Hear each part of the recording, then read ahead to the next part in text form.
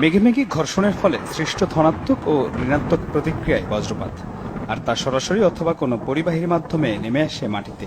নামার পথে মাটির সাথে যুক্ত কোনো প্রতিবন্ধকতা থাকলে সেটাকেই মাধ্যম হিসেবে ব্যবহার করে বজ্রপাত।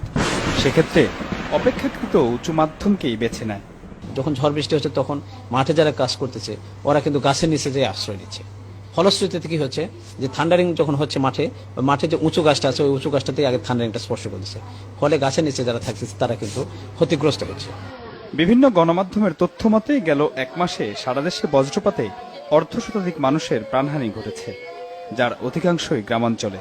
বিশেষজ্ঞের মতে এর কারণ গ্রামাঞ্চলের বড় বড় গাছপালা কেটে ফেলা ও অসচেতনতা।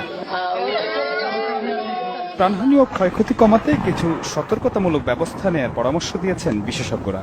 ঝড় বৃষ্টির সময় কোনো গাছের নিচে আশ্রয় না নেয়া, খোলা মাঠে থাকলে প্লাস্টিকের স্যান্ডেল পরে নিচু হয়ে থাকা, সরাসরি মাটির সাথে যুক্ত না থাকা, বাসা থাকলে জানালার পাশে না থাকা, বজ্রপাত বা ঝড়ের সময় গবাদি পশুকে খোলা মাঠে না রাখা, চলন্ত অবস্থায় গাড়ি থামিয়ে অবস্থান করা, পানির কাছাকাছি না থাকা,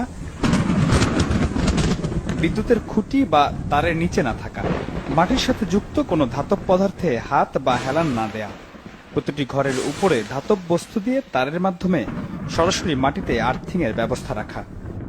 থান্ডারিং এর কারণে কিন্তু বিল্ডিং এর ক্ষতি হয়, অনেক সময় বিল্ডিং এ ফাটল দেখাতে, কিন্তু যদি থান্ডারিং আপনার আর্থিং সিস্টেম থাকে তাহলে কিন্তু আপনার ওই বিল্ডিং ফেটে যাওয়ার বা ক্ষতি হওয়ার সম্ভাবনা থাকে না। পাশাপাশি ওই সব বিল্ডিং এ যারা বসবাস করবে তাদেরও ক্ষতি হওয়ার সম্ভাবনা থাকবে। মার্কিন গবেষণা সংস্থা নাসার তথ্য মতে বায়ুমণ্ডলের সবচেয়ে নিচের স্তরের ওজনের পরিমাণ বেড়ে যাওয়ায় বজ্রপাতের প্রবণতা বাড়ছে। কার্বন ডাই অক্সাইড সহ অতিমাত্রায় বায়ু দূষণের ফলেই এই মাত্রা দিন দিন আরো বাড়ছে বলেও তথ্য দিয়েছে নাসা। অতি বজ্রপাতে বাড়ছে তাপমাত্রা, গলছে বরফ, যার ফলে অস্বাভাবিক হারে বাড়ছে সমুদ্রপৃষ্ঠের উচ্চতা।